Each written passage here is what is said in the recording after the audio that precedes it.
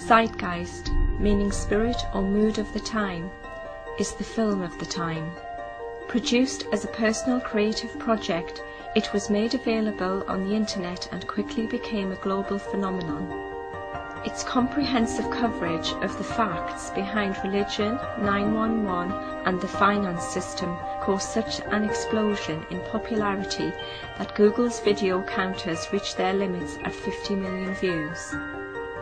In October 2008, the second film, Zeitgeist Addendum, was released, covering the banking system, its negative effects on humanity, and designs for an alternative, new and improved future.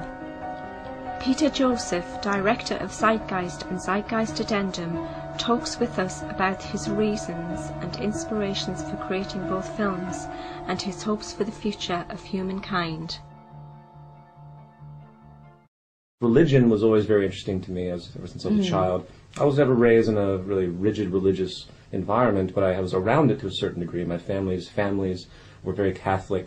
You know, my parents were not particularly religious, but I was raised as Catholic also. Right. And I went to a Catholic school for a little while, so I got to experience this, and as a child, there was always something strange to me. Like, in one class, I'd be in science, and then in one class, I'd go to this little church situation, and even at a young age, there was a strange dichotomy to me that didn't make any sense. And not to say that all religions are, don't have a value. They actually all very much do historically, and there are a lot of people that see the film, they get the wrong impression about what I'm trying to say about religion. In the first film, I deal with the history of religion. That's sort of a history that no one really talks about because it's not the established representation. Right. I must admit, when I first watched that myself, I was absolutely flabbergasted when you show how the Christ religion and how many others came in under very, very similar situations, and that absolutely knocked my socks off because I never knew anything like that. Yeah, the dying and resurrecting God-man. That's right. Has been going on for millennia, for ages, and it's a symbolic rebirth, as early pagan ideology. It's where you're born again. All these goes right to the Druidism and the Solar Cross. Oh, absolutely. The birth of the sun. It's age old, exactly, and it has multiple symbolisms apart from the sun as being its core. Like astrotheology is the terminology used to describe this stellar and solar element that has basically been transmuted and transformed into the historical religions that we think these attributes are actual history. When if you look far enough back, you see that it's basically pure allegory. And that even though there were certain characters that emerged historically, say in Christianity, there probably was somebody that fulfilled some role that this Christ character was assumed.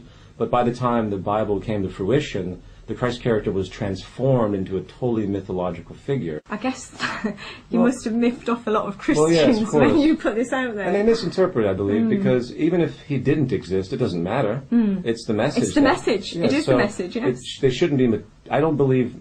Religion has a propensity towards materialism. They don't call it materialism, but they hold on to something, and they really can't break away from it. And that's the definition of materialism in my mind. So to think that, just because this character didn't exist, just demeans the whole thing is not necessarily the case. If you want to drive for pure superstition, then yes, it is the case, which of course I don't advocate.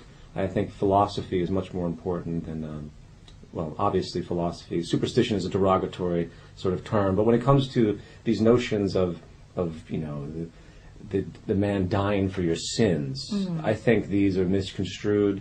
I think there's no real relevance to it, and it's based on this sort of control mechanism that you're guilty the moment you're born, and he died for your sins thousands of years. Yes, it's distorted on one side, and then there's also kernels of truth that speak to the human condition. Love thy neighbor. So everything kind of gets mixed up together. It does, and it's to speak a little bit more about that. The Christ character is very much composite because there's a lot of dichotomy in his rhetoric.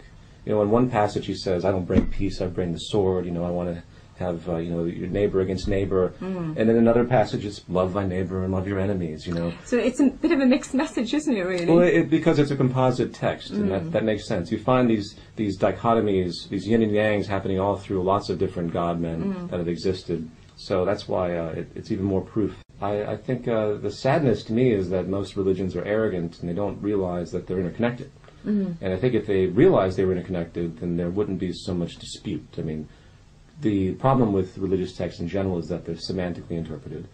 Christianity alone has about 34,000 different subgroups, and they all are slightly at odds with each other. You know, the Seventh-day Adventists, you know, they all have these tiny little variations of their interpretation. I believe that's very dichotomous, and in the end, my major argument towards religion is that it's completely divisive of humanity. So it's not progressive. It has kernels of truth, but I think it's time most move beyond these dogmas and these faiths that really tend to separate humanity, because nothing's going to come positive out from that. I think through time, and that's why I've made the films that I do, I talk about the topics that I do, people will realize that this infighting, and I think it slightly comes from the restrictions of our language, because in order for me to describe something to you, I have to separate things into words. You know, this is a table, this is a glass. So division is inherent in our cognitive awareness, but we haven't reached the spiritual awareness enough to know that even though this is a glass, it's still made of the same thing as this table, and the fact that it's separate from this table is actually quite suspect. It just looks that way because of our five-sense reality. Molecularly, when you get into quantum mechanics and high levels of science, it's more of like a sea of molecules. You know, there's different things that happen over time spans that are so vast that we can't really recognize, so we don't see them. Like if I have my hand on here long enough, it's going to make an imprint on this table through the chemicals that will emerge and come together. So there's no separation. It's an illusion. I feel like, I don't know if you feel like this, that sometimes we are just being tuned in on a frequency just so all we see is what certain bodies want us to see. Well, sure. I think you could say that the mass media does that on a daily basis. Yeah. So, you know, they've created this illusion of terrorism. Exactly. Which is statistically irrelevant. You know, as far as the odds of any of us dying in a terrorist act are virtually zero. But yet, you turn on the television, and that seems to be a very common topic continuously.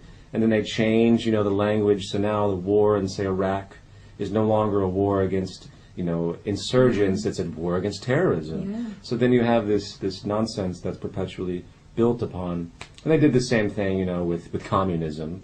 You know, they did the same. They just need these enemies, you know, for that example. But the media tells us what to think, and it creates a state of mind, and we tend to absorb that and create an identity with it, and then we end up projecting it. Coming to the new film, one of the things that I talk about is the free market system, or what I call more generally the monetaryism as a general distinction, which is more of an invented word, where all societies, doesn't matter what they are, if they're communist or socialist or even fascist or free market, capitalist, they all have the same type of competitive structure inherently, because it's still exists. We all exist within scarcity. So there's a taking mechanism that comes naturally in the environment. I don't say naturally because that's the way we are. No difference between someone who is a cat burglar needing to survive because they come from scarcity, or more specifically saying, where I come from, you know, like South Central Los Angeles, there's no jobs, everyone sells drugs, they're addicted to drugs because they're upset because they are in this hard environment of poverty. So they do what they have to do to survive. There's no difference between that type of criminal behavior and then, say, the high corporate elite that chooses to invade a country to take its resources and take it over and create, you know, all the elements that it wants for its own personal gain.